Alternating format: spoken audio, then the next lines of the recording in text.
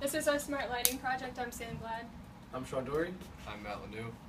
So the first thing we're going to talk about is what types of energy that you guys know and what are examples of these energies. So first thing we're going to do is we're going to ask them to provide some types of energies that they know, so like mechanical, electrical, heat, all that jazz. We're going to ask them to match them to the pictures on the board, and then we're going to ask them to give some examples of them. So mechanical be like the bicycle, or potential being like a roller coaster, heat being the sun, electrical being the lightning here. So we don't need to, do we need to worry about that? Yeah, I'm just going to flip it. So we'll ask them for some examples, we'll ask them to match it all up, and then we'll put the tags on the board so that they can have some visual aid. Okay, so one thing that we want to emphasize in our presentation is that energy is always conserved, no matter what reaction you go through. Energy is always, what you start with is always what you end with. Whether it's lost as heat, or whether it's lost as light in the process, or used in chemical reactions, the amount of energy you start with, the amount of energy you end with is always the same. So for example, with an incandescent light bulb, you start with our hand crank. It's over here. Our hand crank. And the energy you use to turn the crank is then used to heat up the filament in the light bulb, which then produces light. So you lose energy to heat, but you also get light energy out of the process too. On a fluorescent light bulb, you turn the crank, and the chemical energy you used, once it reaches a certain point, has enough energy to power the chemical reaction, and then light is produced in that case too. But you still need more, you still need extra electrons or energy to power the chemical reaction. However, with an LED, all of the energy you use to turn the crank is put right into the light bulb and used and converted into light energy. Right. Then we're going to ask them which one they think is the most efficient bulb. We're going to, between the incandescent, the fluorescent, and the LED, and the answer would be an LED because it doesn't have as much energy that's expanded as heat. Unlike the other ones, the incandescent, a lot of energy is lost to heat, and in the fluorescent, a lot of energy is lost in the chemical reaction. So then using this string, we're going to represent where, if the energy has to go from this level to this level, we're going to ask them where they think on the board it will be. So the incandescent, you would have to go this far. It has the longest amount of string that you would need to get to the next level. The fluorescent would be around half. All this extra string is left. And then the LED has a ton of extra string left. So then it makes that means that the LED is the most efficient. Then we're gonna take out the hand crank. We're gonna explain the limitations of it.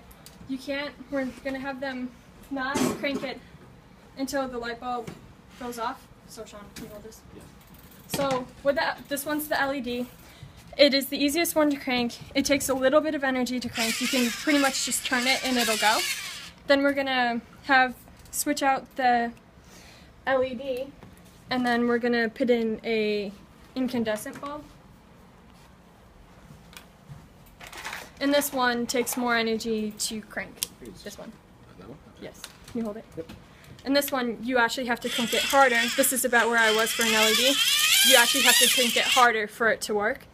And then we're going to pass it around to a couple kids, have them test it, be able to feel the resistance that it takes. And then we're going to have them guess which one they think is the LED and which one is the incandescent bulb. Okay. So the next, yeah, this is where it gets fun. So what we did is, mainly Matt over the past few weeks has been putting together an apparatus that takes mechanical energy from him pedaling the bike, and what it does is the wheel will spin a motor, when a motor spins, electricity is produced. It's pretty complex, and I'm sure you guys will learn about it later, but basically when a magnet spins through a coil of wire, it produces an electric field.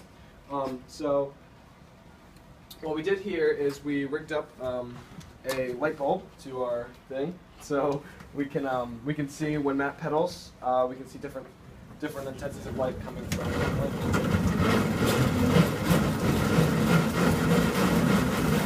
So the first light we had here was an incandescent bulb, and you can see it took a lot of pedaling for him not to get that much light. So now we're going to switch out. I mean, this will be like a good point to add in like the conversion of energy here. So like chemical from the food you eat to the mechanical of pedaling a bike, and then to the electrical of the motor spin. And it even goes far back as, the sun, the energy from the sun is used to grow the food that you eat, which is then. Yeah. So we can take this full circle. Alright. So this is a halogen lamp. This is kind of it's another form of light that goes from a chemical reaction to.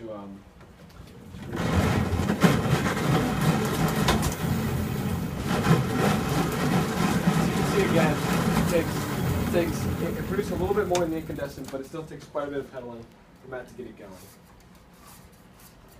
The last light we have here is the. All right, just a public service announcement. Remember, always wear helmet and protective equipment when you're on a bike. Last Now bulb, we're at home. Yeah. last bulb we have here is this is the compact fluorescent. You can see that one's clearly the most efficient because he really didn't need to pedal all that much to get almost all of the light out of the bulb. So. Oh, we got one more. That's not trying to break it. Yep. Is that? I think that. What about an LED? Are there any questions? We can hook up an LED too. And then I guess we would. Oh yeah, we don't have an LED with us now, but we will. So then we'll show them an LED too, which will light up pretty easily with very little power. So then, oh, you do? Okay.